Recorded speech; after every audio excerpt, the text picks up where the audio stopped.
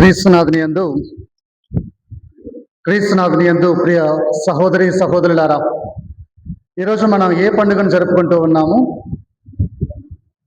ఏ పండుగ? గురుత్వస్వాపన. దానికంటే ముందు ఈ యొక్క పండుగ పేరేంటి అసలు? పవిత్ర గురువారము. ఇంకా ఏమైనా పేర్లు ఉన్నాయా దానికి? పెద్ద బేస్తవారము. ఇంకా ఇంకొక పేరు ఉంటుంది, ప్రభు కడరాత్రి భోజన సుస్మరణ దినం అని కూడా అంటూ ఉన్నాం. మరి ఈరోజు 3 పండుగల వార్షికోత్సవాన్ని మనం జరుపుకుంటూ ఉన్నాం. ఈ యొక్క పవిత్ర గురువారం రోజున 3 పండుగల వార్షికోత్సవాన్ని జరుపుకుంటూ ఉన్నాం. అవి ఏంటి అంటే, మొదటగా దివ్య సప్రసాద స్థాపన. యేసు ప్రభు స్వయముగా తన యొక్క శరీర రక్తాలను మనకిచ్చినటువంటి గొప్ప పండుగ దివ్య సప్రసాద పండుగను మనం జరుపుకుంటూ ఉన్నాం. మరి రెండవ పండుగ ఏంటి అంటే, ఇక్కడ పీఠం మీద ఎంతమంది గురువులు ఉన్నారు? 3 గురువులు ఉన్నారు.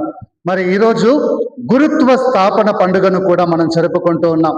మరి యేసు ప్రభు తన దివ్య శరీర రక్తాలను ప్రజలందరికీ పంచడానికి, ప్రజలందరికీ తానే స్వయముగా వారందరి హృదయంలోనికి రావడానికి ఏర్పరిచినటువంటి మహా గొప్ప కార్యము ఈ యొక్క గురుత్వ స్థాపన. మరి 3వ పండుగ ఏంటి అంటే, క్రీస్తు ప్రభువు మనకు ఒసగినటువంటి ప్రేమ ఆజ్ఞ.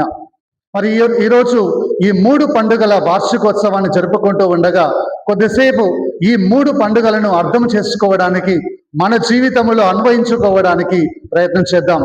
మరి మొదటగా గురుత్వ స్థాపన, యాజకత్వపు ప్రతిష్టాపన. మరి యేసు ప్రభు స్వయముగా స్థాపించినటువంటి యొక్క గురుత్వము. మరి ప్రియ సహోదరి సహోదరులారా, మనందరికీ తెలిసినటువంటి గొప్ప పునీతుడు పునీత అసిసి పుర ఫ్రాన్సిస్ గారిని అంట ఒకరోజు మరి తనను ఒకరు ప్రశ్నించారంట, మీకు దేవదూత కనిపిస్తే లేదా గురువు మీ ముందు ఉంటే ఎవరికి మీరు నమస్కరిస్తారు అని. మరి చాలాసార్లు విని ఉంటారు. ఎవరికి నమస్కరిస్తారంట? ఎవరికి? గురువుకి. ఎందువల్ల? దేవదూత వచ్చినా సరే దేవదూత కంటే ఎక్కువగా ఆయన ఎవరిని గౌరవిస్తారంట? గురువుని. ఎందుకు అంటే, దేవదూత ఏం చేస్తుంది? దేవుని సందేశాన్ని మాత్రమే ఇవ్వగలదు, అంతేనా కాదా? అంతకంటే ఎక్కువగా అది దేవదూత ఏమి చేయలేదు. ఉదాహరణకు మరియ తల్లికి దేవుని యొక్క సందేశాన్ని మాత్రమే ఆమె తెలియజేయగలిగింది. కానీ ఒక గురువు ఏం చేయగలరు? ఆ యొక్క సాక్షాత్తు ప్రభు యొక్క శరీర రక్తాలను మనకు ఇవ్వగలరు. అంటే గురువేదో గొప్పవాడని కాదమ్మా, ఇక్కడ ఆ గురువు ద్వారా దేవుడు అంత గొప్ప కార్యాన్ని చేయగలడు. అందుకే ఆ యొక్క పునీతుని ఆ ప్రశ్న అడిగినప్పుడు, నేను ముందుగా గురువునే గౌరవిస్తాను, ఆ తరువాతే ఆ యొక్క దైవదూతను గౌరవిస్తాను అని ఆ పునీతుడు అంటూ ఉన్నాడు. మరి ప్రియ సహోదరి సహోదరులారా, యేసు ప్రేమగా ఆప్యాయముగా పిలిచినటువంటి తన యొక్క అనుచరులు, యేసు ప్రభు ఎంతమందిని ఎన్నుకున్నారు? 12 మందిని. తర్వాత అనేక మంది శిష్యులను ఎన్నుకున్నారు. కానీ యేసు ప్రభు తనకు గురువులుగా ఉండడానికి ఎన్నుకున్నది 12 మంది. మరి ఆ యొక్క 12 మందిని యేసు ప్రభు కడవరకు ప్రేమించారు అని యోహాను శుభవార్త 13వ అధ్యాయము 1వ వచనం మనం చూస్తూ ఉన్నాం. యోహాను శుభవార్త 13వ అధ్యాయం 1వ వచనం. అది పాస్కా పండుగకు మొదటి రోజు. యేసు తాను ఈ లోకమును వీడి తండ్రి యొద్దకు వెళ్ళవలసిన గడియ సమీపించినదని గ్రహించెను. ఈ లోకమున ఉన్న తన వారిని ఆయన ప్రేమించెను, వారిని చివరి వరకు ప్రేమించనంట. యేసుప్రభు ఏం చేశారంట? తన వారిని ప్రేమిస్తున్నారు. ఎప్పటి వరకు ప్రేమిస్తున్నారు? చివరి వరకు. అంటే చివరి వరకు అంటే ఎప్పటి వరకు? పూజ అయిపోయే వరక? యేసుప్రభు మరణించే వరక? అంతేనా? యేసుప్రభు మరణించే వరకే ప్రేమించారా? మరణించిన తర్వాత ఎలా ప్రేమిస్తారమ్మా? ప్రేమించగలరా? మరి యేసు ప్రభువు మరణించారా? మరణించిన 3వ రోజు పునరుత్థానుడయ్యాడు. కాబట్టి దైవ కుమారుడు కాబట్టి తాను ఎన్నుకొనినటువంటి వారిని వారి చివరి వరకు, మా యొక్క చివరి వరకు యేసు ప్రభు ప్రేమిస్తూ ఉన్నారు. అదే ప్రభువులో ఉన్నటువంటి గొప్పతనం. తాను ఎన్నుకొనిన వారిని ఎప్పటికీ కూడా ఆయన చెయ్యి విడవడంట. మరి ఈరోజు ప్రత్యేక విధముగా మనం చూస్తూ ఉన్నాం, ఆ యొక్క యాజకత్వం అనేటువంటి గొప్ప భాగ్యాన్ని ప్రభు మనకిస్తూ ఉన్నారు. మరి ఈరోజు ఆ యొక్క యేసు ప్రభు ఎన్నుకొనినటువంటి ఆ మొదటి గురువులను కొద్దిసేపు ధ్యానం చేద్దాం. మరి ఆ యొక్క 12 మంది శిష్యులను చూసినట్లయితే యేసు ప్రభు వారిని ఎలా పిలిచారు? వ్యక్తిగతముగా పేరు పెట్టి పిలుస్తూ ఉన్నారు. మత్తాయిని కావచ్చు, లూకాను, ఎవరినైనా సరే యేసు ప్రభు వారిని పేరు పెట్టి పిలుస్తూ ఉన్నారు. అంటే స్వయముగా తానే ఎన్నుకుంటూ ఉన్నారు. మరి ఎన్నుకున్నటువంటి ఆ యొక్క శిష్యులను ఏం చేశాడు యేసు ప్రభు? తనతో పాటు ఎన్ని సంవత్సరాలు తీసుకెళ్లారు? ఎన్ని సంవత్సరాలు? 30 సంవత్సరాలా? ఎన్ని సంవత్సరాలమ్మా? కేవలం 3 సంవత్సరాలు మాత్రమే. 3 సంవత్సరాలు యేసు ప్రభు తనతో పాటు తీసుకుని వెళ్ళారు.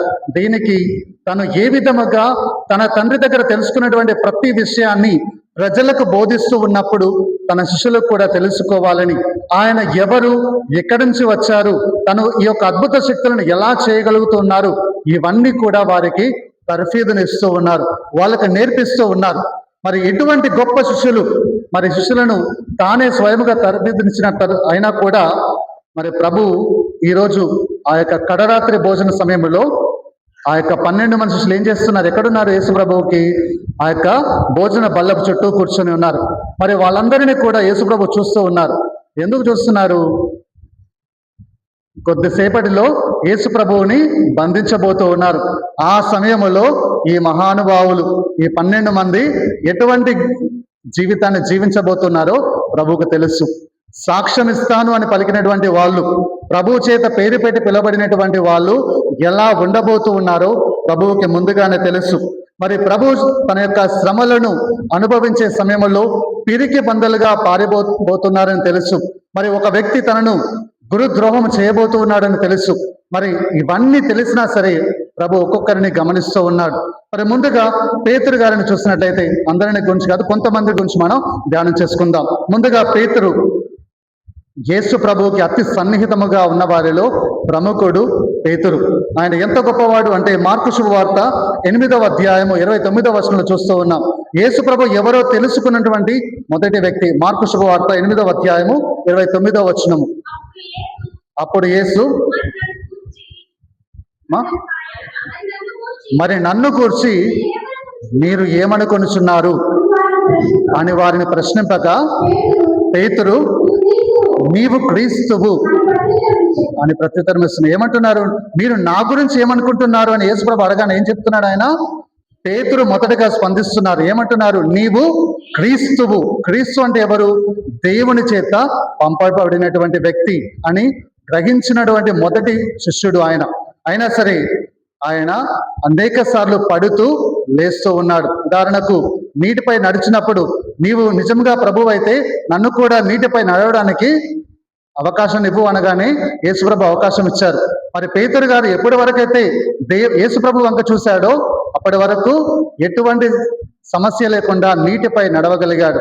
ఎప్పుడైతే దిక్కులు చూడడం మొదలు పెట్టాడో, వస్తున్నటువంటి అలలను చూడడం మొదలు పెట్టాడో ఒక్కసారిగా నీటిలో మునిగిపోవడం ఆరంభించాడు. ప్రియ సహోదరి సహోదరులు, అందుకే ఆ యొక్క పేతురు గారు ఏమంటున్నారంటే మార్కు శుభవార్త 14వ అధ్యాయము 29వ వచనంలో యేసు ప్రభు గురించి పలుకుతూ ఉన్నాడు.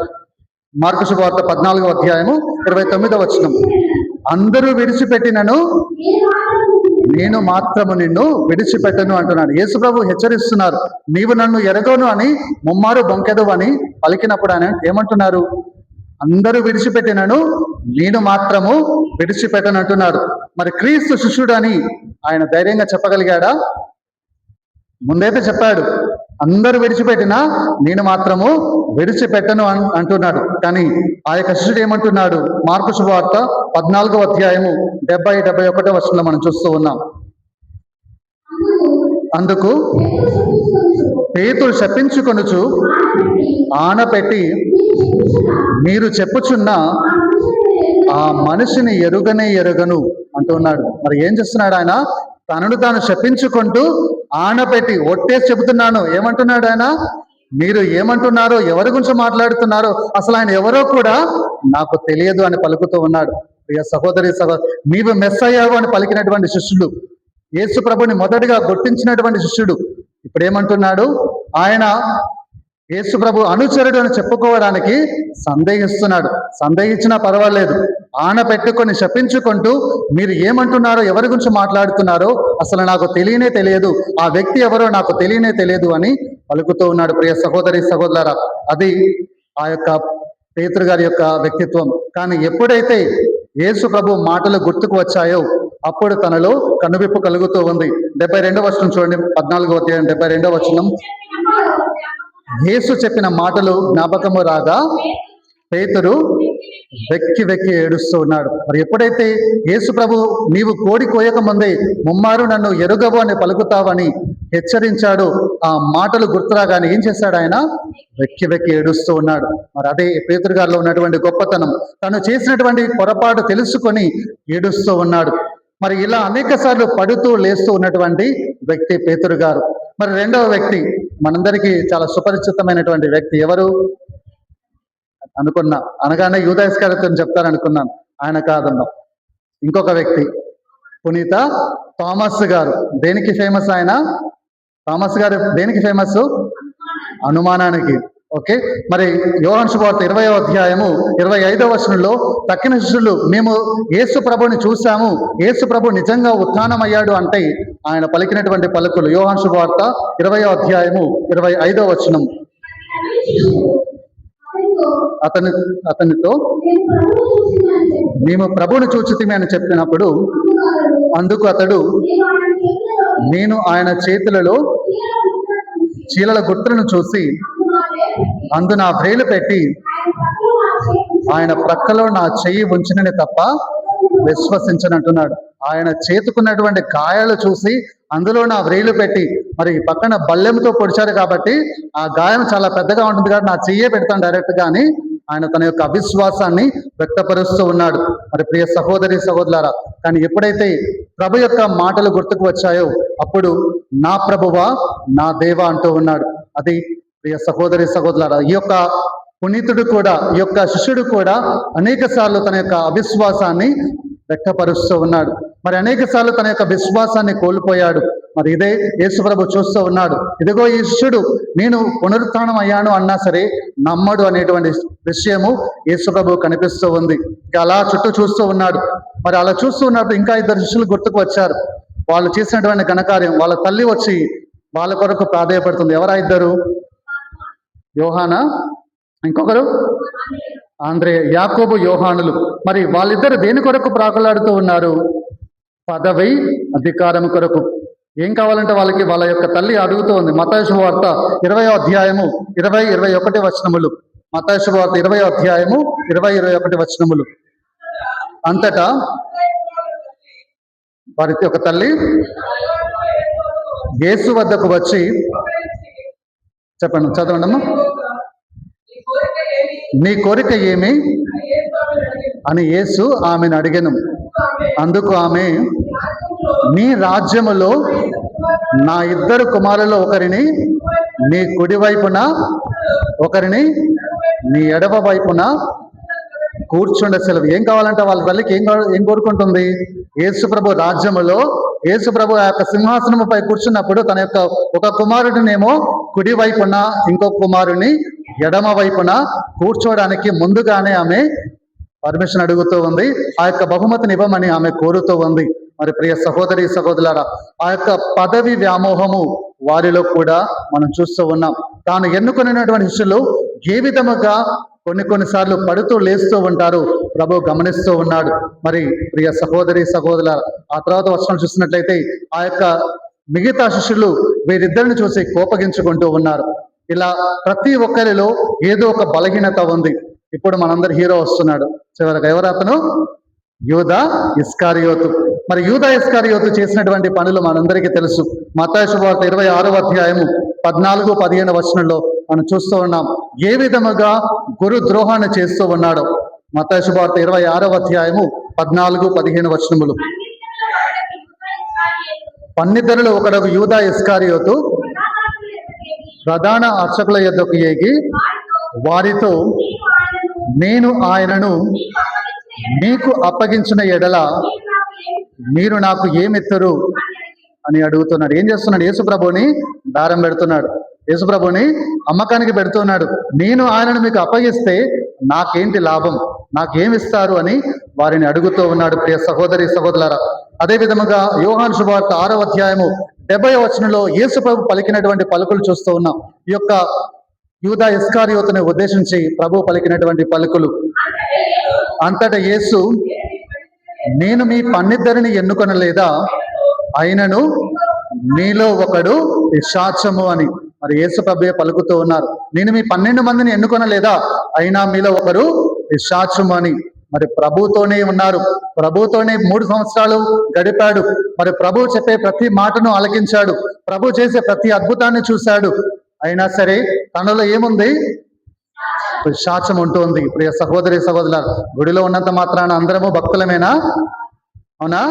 మరి ఎంతమందిలో పిశాచం ఉందో అది వ్యక్తిగతముగా మనం ఆలోచించుకోవాలి. ప్రియ సహోదరి సహోదరులారా, చాలాసార్లు మనం అనుకుంటూ ఉంటాం, దేవుని స్తుతిస్తూ ఉన్నాం, పూజలో పాల్గొంటూ ఉన్నాం, ప్రభుని స్వీకరిస్తూ ఉన్నామని.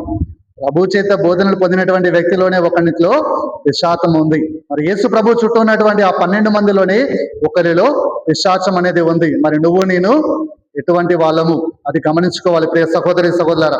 అందుకే ఈరోజు మనం గమనించవలసినది యోహాను శుభవార్త 13వ అధ్యాయము 21వ వచనంలో ప్రభు పలుకుతున్నటువంటి ఆ యొక్క యూదా ఇస్కారియోతు గురించి పలుకుతున్నటువంటి పలుకులు.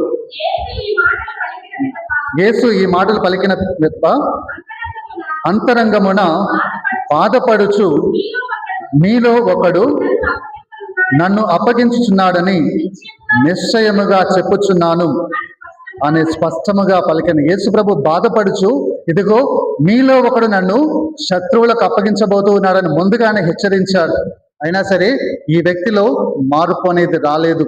ఇక సహోదరి సహోదరులారా, మరి ఇలా యేసు ప్రభు ఎన్నుకున్నటువంటి ఆ 12 మందిలో కూడా బలహీనతలు ఉన్నాయి. కొంతమందిలో ఎక్కువగా ఉన్నాయి, కొంతమందిలో తక్కువగా ఉన్నాయి. మరి 11 మంది మారు మనసు పొందితే, 11 మంది ప్రభు నమ్మి విశ్వసిస్తే, యొక్క యూదా ఇస్కారియోతు మాత్రము పూర్తిగా సాతాను వలలో పడిపోయి చివరికి ఏం చేస్తూ ఉన్నాడు, యేసు ప్రభువుని శత్రువులకు అప్పగిస్తూ ఉన్నాడు. మరి ఈ రోజు మనం చేయవలసినటువంటి పని ఏంటి అంటే, ఇప్పుడు ఇంతకీ మనం దేని గురించి మాట్లాడుతున్నాం? ఈరోజు మొదటి విషయం దేని గురించి మాట్లాడుతూ ఉన్నాం? ఇంత చెప్పేసి వాళ్ళ తర్వాత అది మర్చిపోతే కష్టం. ఏంటది? గురుత్వ స్థాపన.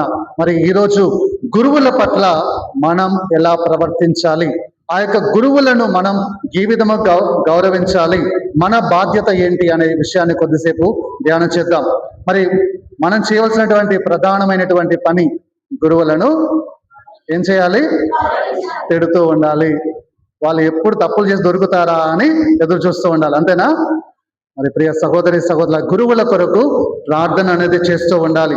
ప్రభువుతో ఉన్నటువంటి శిష్యులోనే దోషి ఉన్నాడు అంటే మేమంతా పవిత్రులమని అనడానికి అవకాశం లేదు. ఎందుకు అంటే పవిత్రంగా ఉండాలి అని ప్రభు ఎన్నుకున్నాడు. మరి అటువంటి వారిలో మరి సాతాను ప్రభావం ఎక్కువగా ఎవరిపైన ఉంటూ ఉంది అంటే, సాతాను ఎవరిని ఎక్కువగా ప్రేరేపిస్తాడు అంటే, ఎవరైతే దేవునికి దగ్గర అవ్వాలని చూస్తూ ఉన్నారో, ఎవరైతే దేవునికి దగ్గరగా ఉంటారో వారిలో ఎక్కువగా శోధనలు ఉంటాయి. ఉదాహరణకు మీలో ఎటువంటి శోధనలు లేవు అంటే సింపుల్ సొల్యూషన్ ఏంటి అంటే, అసలు మీరు దేవునికి చాలా దూరంగా ఉన్నారని. మీకు శోధన లేవు అంటే, ఎటువంటి సమస్యలు లేవు అంటే, మీ కుటుంబంలో ఎటువంటి బాధలు లేవు అంటే, మీలో ఎటువంటి కష్టాలు లేవంటే సులభమైనటువంటి ఆన్సర్ ఏంటది? మీరు ఎన్నిసార్లు గుడికి వచ్చినా, ఎంత ప్రార్థనలు చేసినా మీ హృదయాలు మాత్రము దేవునికి దూరంగా ఉన్నాయి అనేటువంటి విషయాన్ని గమనించాలి. మరి ఈరోజు జకర్యా గ్రంథంలో మనం చూస్తూ ఉన్నాం. 13వ అధ్యాయము 7వ వచనంలో చూస్తూ ఉన్నాం. జకర్యా గ్రంథము 13వ అధ్యాయము 7వ వచనం. నేను గొర్రెల కాపరిని కొట్టుదును, గొర్రెలు చెల్లా చెదరగునని. ఆ యొక్క గొర్రెల కాపరిని కొట్టినట్లయితే ఏమవుతుందంట? గొర్రెల మందంతా చెల్లా చెదరవుతుందంట. ఆ యొక్క గొరువుని శోధిస్తే చాలు ఆ యొక్క సంఘము కూడా బలహీనం అవుతూ ఉందంట. మరి ప్రియ సహోదరి సహోదరులు, అందుకే కొన్నిసార్లు గురువులు కూడా తప్పులు చేస్తూ ఉండవచ్చు, విఫలం అయిపోతూ ఉండవచ్చు, మానవుడిగా శోధనలకు గురి అవుతూ ఉండవచ్చు. మరి అటువంటి సమయంలో మనం ఏం చేయాలి అంటే, మొదటగా మనం చేయవలసినటువంటి పని వారిని గౌరవించాలి. ఉదాహరణకు మనం గమనించినట్లయితే, పూర్వం చాలా మంది పెద్దవాళ్ళు ఇక్కడ ఉన్నారు. పూర్వం గురువు వస్తున్నారంటే ఏం చేసేవాళ్ళు? ఆయన కూర్చొని కాళ్ళ మీద కాలేసుకుని చూసేవాళ్ళ? ఏం చేసేవాళ్ళు? లేచి నిలబడి, ఎంత పెద్దవాళ్ళైనా సరే, నిలబడడానికి కష్టమైనా సరే, ఏదో విధంగా శక్తి కూడగట్టుకొని నిలబడి వాళ్ళకి వంగి నమస్కరిస్తూ ఉండేవాళ్ళు. ఈరోజు గురువు వస్తున్నాడంటే ఇటు తప్పుకొని పక్కకి వెళ్ళిపోతూ ఉంటారు. ఆయన చూస్తాను రా బాబు అని పక్కకు తప్పుకొని వెళ్తూ ఉంటాం. అవునా కదా? నేను అబద్ధం చెప్తున్నానా? మరి మీలో అలా చేయకపోతే praise the Lord, praise the Lord, praise the Lord. మరి ప్రియ సహోదరి సహోదరులారా, ఆ యొక్క గురువులను గౌరవించడం మనం అలవాటు చేసుకోవాలి. మనకు చక్కని ఉదాహరణ ఎవరు అంటే బైబిల్లోనే చక్కని ఉదాహరణ మనం చూడవచ్చు. దావీదు